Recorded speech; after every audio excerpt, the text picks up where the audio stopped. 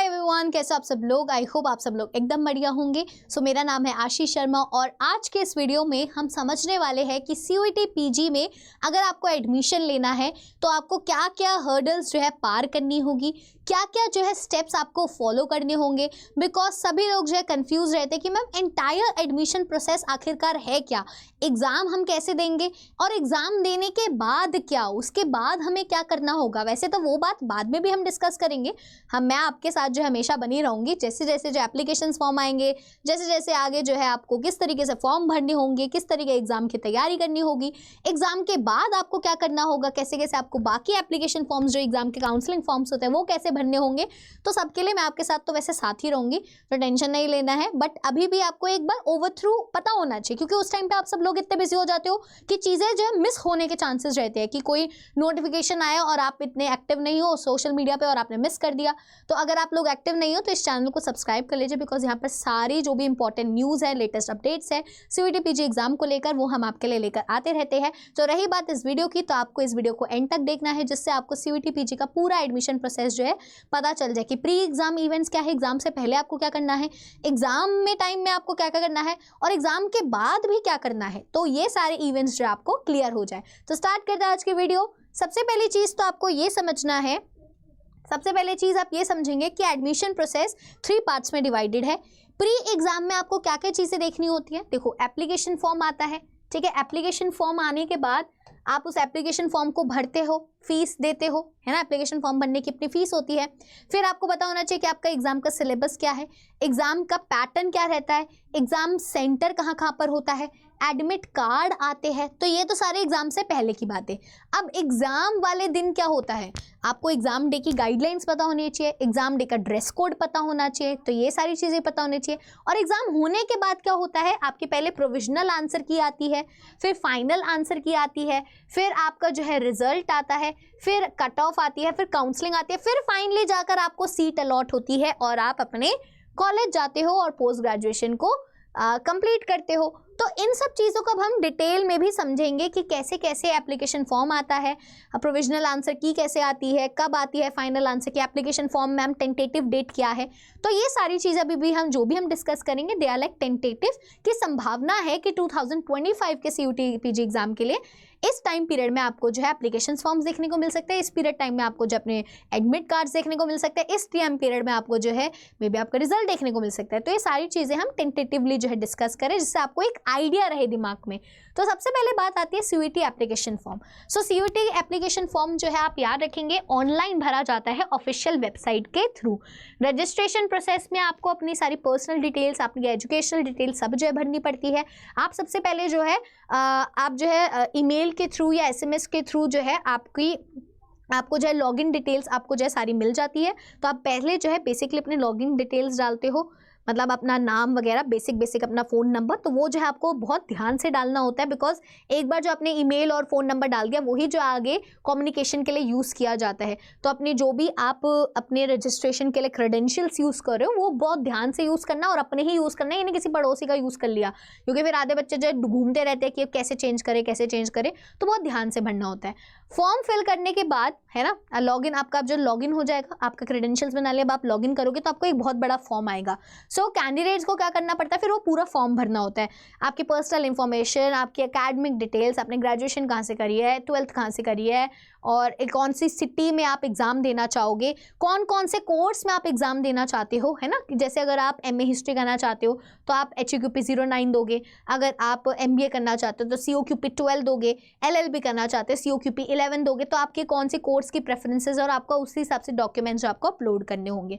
फिर आपको अपनी फीस भरनी होगी, credit card, debit card, net banking, जिस भी तरीके से आप अपना भरना चाहो आप अपनी फ़ी पेमेंट करके जो है आपका फॉर्म जो है भर दिया जाएगा। वहीं पर अगर हम फ़ी की बात करें, बच्चे पूछते हैं कि मैम कितनी फ़ीस होती है, तो अभी अगर हम लास्ट ईयर के हिसाब से देखें, लास्ट ईयर के डेटा के हिसाब से देखें, तो चांसेस रहेंगे कि इसी के अराउंड जो आपकी फ़ीस रहेगी। जनरल की फ़ीस आपकी 1200 के अराउंड रहती है, जनरल EWS कैटेगरी से आप बिलोंग करते हो तो 1000 के around, SC ST third gender 900, PWD 800, और वहीं पर अगर आप आउटसाइड इंडिया रहते हैं तो आपके 6000। और ये जो है 3 टेस्ट पेपर के लिए, तो यहाँ पे ये चीज़ भी याद रखनी है, 3 टेस्ट पेपर के लिए है ये अप टू। जैसे अब आप बोलोगे मैम 3 टेस्ट पेपर मतलब, तो तो अगर हम देखेंगे कि आप जो है ना कुछ एक minimum number of question paper code है जिसमें आप एग्जाम दे सकते हो, तो आप अगर 3 क्वेश्चन पेपर कोड तक आप चूज कर रहे हो तो आपको जो है इतने पैसे लगेंगे। उससे ज़्यादा चूज करते हो तो आपको जो है एक्स्ट्रा पैसे देने पड़ेंगे। जैसे लेट्स से बहुत सारे बच्चे होते हैं जो कंफ्यूज होते हैं, मैम COQP 11 दे, COQP 12 दे, क्योंकि मेरे को LLB भी करनी है, मुझे MBA भी करनी है, तो वो दोनों दे देते हैं, COQP 11 भी दे देते हैं, COQP 12 भी दे देते हैं। तो अगर आप 2 क्वेश्चन पेपर कोड चूज कर रहे हो तो कोई दिक्कत नहीं, आपको इतने पैसे देने होंगे। बट अगर आप उससे ज़्यादा चूज करते हो, 3 से ज़्यादा चूज करते हो, तो आपको एक्स्ट्रा पैसे जो है देने पड़ेंगे।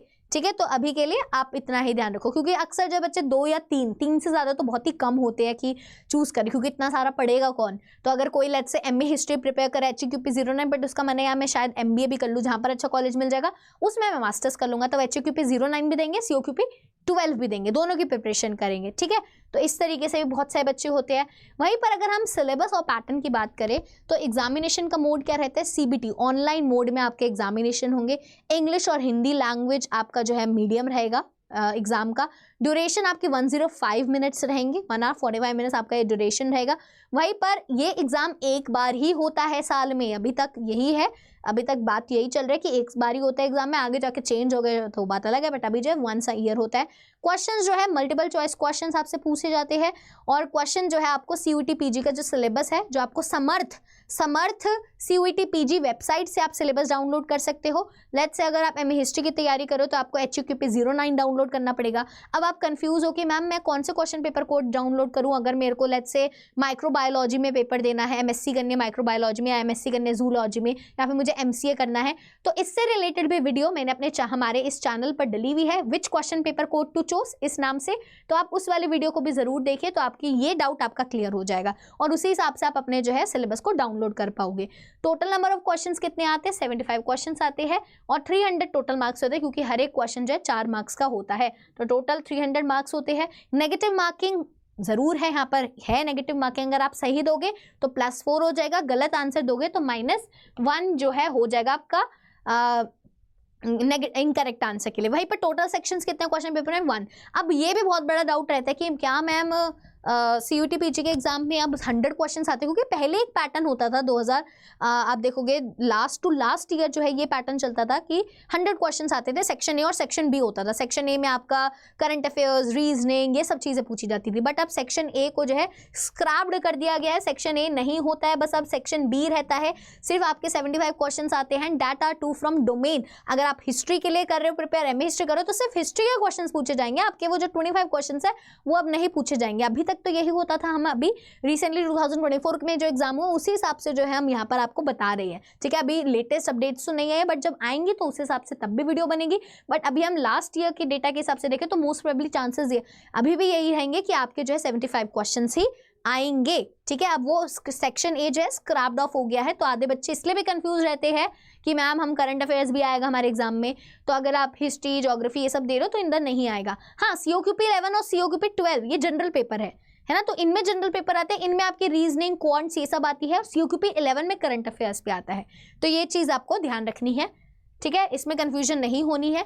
वहीं पर जब हम अब आप देखोगे तो एग्जाम सेंटर और एडमिट कार्ड, अब आपको होता है ना कि एग्जाम सेंटर आपका क्या पड़ेगा, तो उसके लिए आपको क्या होता है, एडमिट कार्ड आने से पहले आपको advance city intimation slip generate होती है। क्या होता है, आपको कौन सी सिटी में जाकर एग्जाम देना है, क्योंकि आपने जो सिटी चूज करी है, एक सिटी नहीं, आपको 2-3 ऑप्शन चूज करने पड़ते हैं कि ये मेरी फर्स्ट प्रेफरेंस ये है कि इस सिटी में एग्जाम हो जाए, बट इसमें अगर सीट्स अवेलेबल नहीं रही तो दूसरी सिटी में मुझे भेजा जाएगा। तो आपको क्या होता है, एडमिट कार्ड से पहले आपको एडवांस सिटी इंटीमेशन स्लिप आती है, जिसमें आपको बताया जाता है कि आपका इस सिटी में एग्जाम होगा।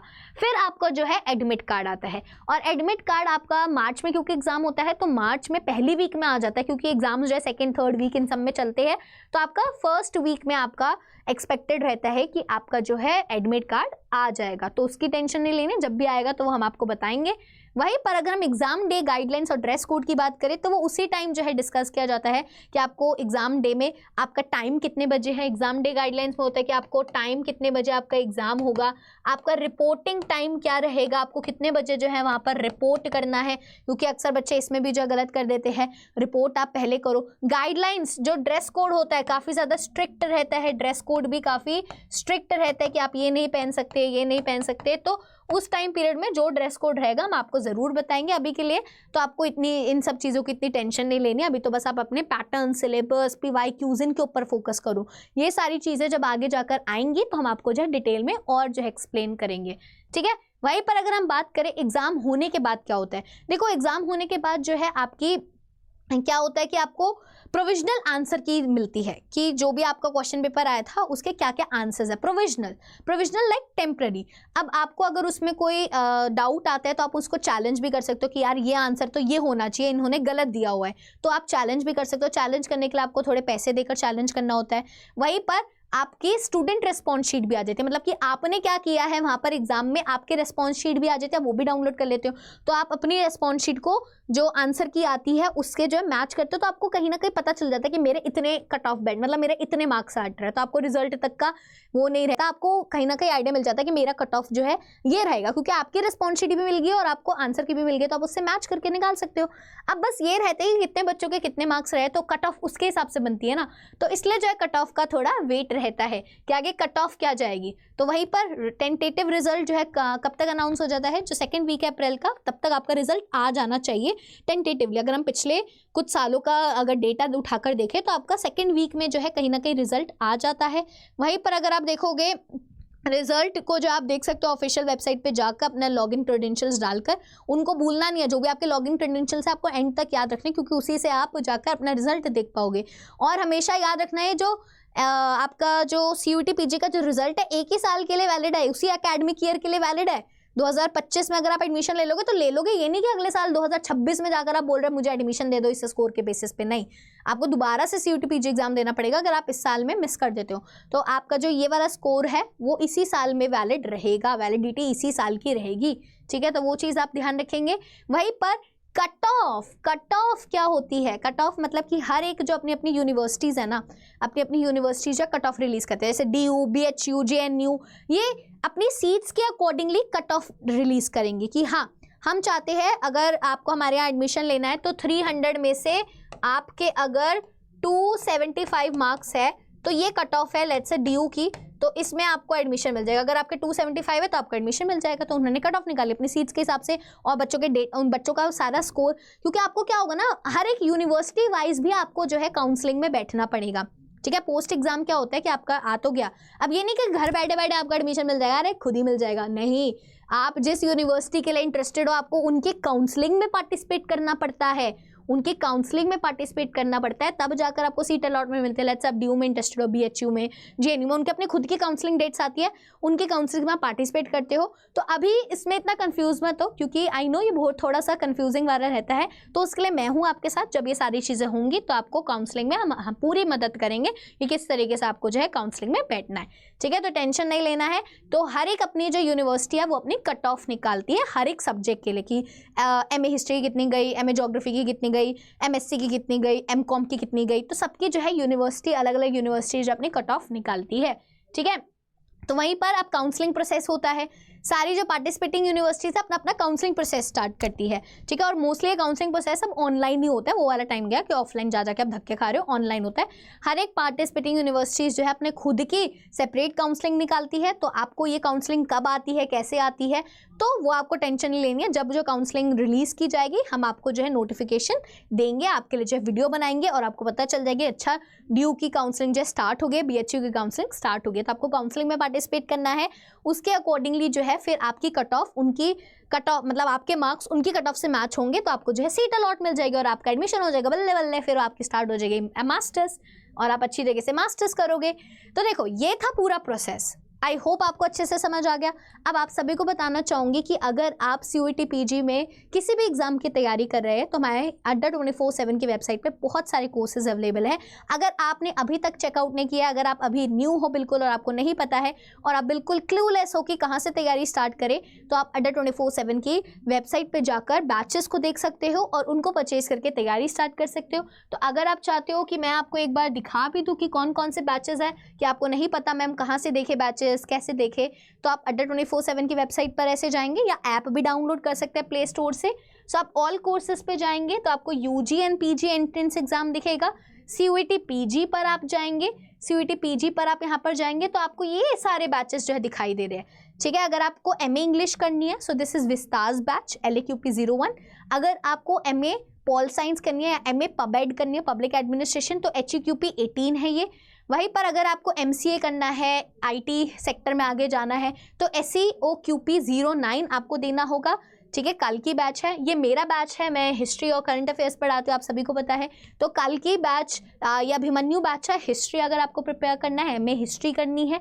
वहीं पर और भी बहुत सारे बैचेस यहाँ पर आपको अवेलेबल हो जाते हैं। ठीक है, अगर आप देखोगे लेट्स से और सारे बैचेस यहाँ पर आपको दिखाई दे रहा है। अगर आपको MBA करना है तो COQP 12 बैच है, रुद्र बैच।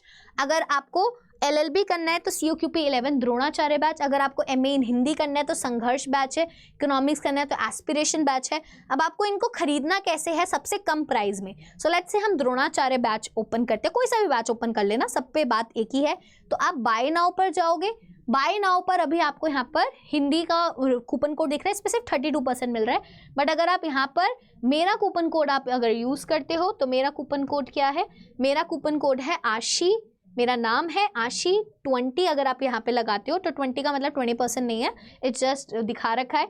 तो आपको यहाँ पे दिख रहा है कि आपको जो है 35% डिस्काउंट मिल गया। वहीं पर अगर आप ऐप से लोगे तो 1% और मिल जाएगा। तो ये आपको बैच 8100 समथिंग का पड़ेगा, मतलब इतना अफोर्डेबल बैच। इसमें आपको बुक्स भी मिलेगी। अगर मैं COQP 11 और COQP 12 की बात करूँ तो इसमें आपको बुक्स भी मिलती है, सारी चीज़ें मिलती है, सारी गाइडेंस मिलती है, सारे टीचर्स, अमेजिंग टीचर्स यहाँ पर आपको मिलते हैं जो कि आपके COQP 11 में पढ़ाते हैं, COQP 12। कोई सा भी बैच लेना है आपको सिर्फ ये कूपन कोड जो है यूज़ करना है आशी 20, और आपको मैक्सिमम, क्योंकि यहाँ पे 32% है बट आपको ज़्यादा से ज़्यादा डिस्काउंट चाहिए तो आपको किसी टीचर का यहाँ पे कूपन कोड लगा के जो है चेकआउट करना पड़ेगा। फिर आप कंटिन्यू कर दोगे, पेमेंट कर दोगे, जैसा कि आप अपने स्विगी, डाइना और जोमेटो में पेमेंट करते हो वैसे ही पेमेंट करनी है। ठीक है, और इससे जो है फिर आपका बैच आ जाएगा। तो आपको अगर बैच नहीं लेना तो बुक्स भी अवेलेबल है। आप चाहते हो कि मैम सिर्फ बुक्स लेना चाहते हैं तो CVT PG स्टडी मटेरियल में जाओगे तो आपको नीचे टेस्ट सीरीज भी दिखाई दे रही है, these are the test series. तो टेस्ट सीरीज में भी आपको वही चीज़ करनी है। लेट्स से आप COQP 12 की टेस्ट सीरीज लेना चाहते हो तो COQP टेस्ट सीरीज जाओगे, बाय नाउ पे जाओगे, यहाँ पर भी अगर आप कूपन कोड लगाते हो आशी 20 SSHI तो यहाँ पर आप अप्लाई करोगे तो आपको दिख रहा है कि नॉर्मल वाले कूपन कोड से आपका जो है प्राइस कम हो गया है। ऐप से जाओगे तो थोड़ा 1% और कम हो जाएगा और आपको ये मिल जाएगा कम प्राइजेस में। ठीक है, अगर आपको कोई फिर भी डाउट रहता है कि मैम मुझे मेरे को कौन सा बैच लेना चाहिए, मेरी ये रिक्वायरमेंट है, मैं ये करना चाहता हूँ, अभी मेरे को कन्फ्यूजन है, तो कौन कौन से बैचेस अवेलेबल है, तो आप मुझे मेल पर भी पूछ सकते हैं। मेरी मेल ID है ashi.sharma@247@247.com। आप मुझे इस मेल पर मेल कर सकते हैं, इस मेल ID पर आपके जो भी डाउट्स हैं मुझसे पूछ सकते हो। बैच से रिलेटेड, कोई गाइडेंस से रिलेटेड कोई चीज़ पूछनी है। और आपके पास यहाँ पर मैंने दिखाई दिया, कोड भी मैंने आपको बता दिया है और इस वीडियो में पूरा एडमिशन प्रोसेस का भी आपको एक बार हिंट दे दी है। तो आई होप आपको ये वीडियो अच्छी लगी होगी। अगर आपको इसी तरीके की और वीडियोज़ भी चाहिए, कोई तो स्पेसिफिक कोई वीडियो चाहिए तो आप मुझे नीचे कॉमेंट सेक्शन में भी बता सकते हैं। तो ऐसी वीडियोज़ हम आपके लिए लेते रहेंगे। तो आप चैनल को प्लीज़ सब्सक्राइब कर दीजिए और बेल आइकन को भी प्रेस कर दीजिए, जिससे कोई भी इंपॉर्टेंट लेटेस्ट अपडेट आएगा तो आपको वो पहुंच जाएगा आपके पास। तो अब हम मिलेंगे अपने नेक्स्ट वीडियो में। Till then take care, bye bye.